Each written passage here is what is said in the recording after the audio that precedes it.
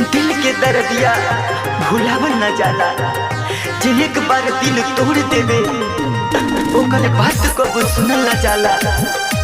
सब मतलबी बेवफा बारिसन, अरे सब मतलबी बेवफा बारिसन।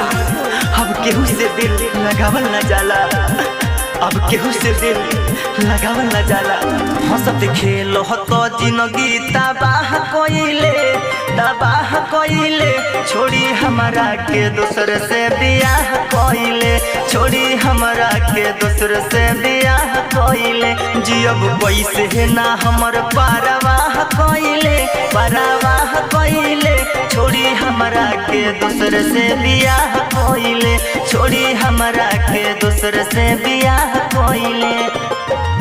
अरे पबजी खेल के तो टाइम पास कर लेनी, लेकिन दिलवा के दर्द सहल न जाला।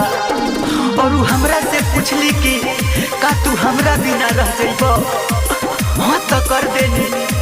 बाकी उनका बिना रह न जाला, बाकी उनका बिना रह न जाला, उनका बिना रह न जाला। तोरत दिल लगा के रोवतानी, पियावा के संगे ते काटता हर जानी। अरे जोरे हर जाई भुला गई, तोरत दिल लगा के रोवतानी, पियावा के संगे ते काटता हर जानी।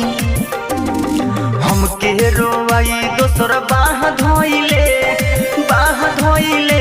छोड़ी हमरा के दूसरा से बियाह कोइले, छोड़ी हमरा के दूसर से बियाह कोइले। ऐसन जेल हो जहाँ से रिहाई न मिली।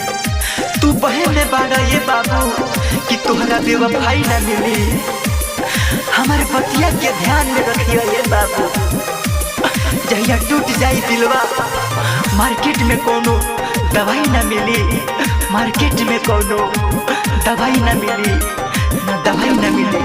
भाई राजकुमार के धोखा के दिहोले, जहरिया जुदाई के हो तो पियोले।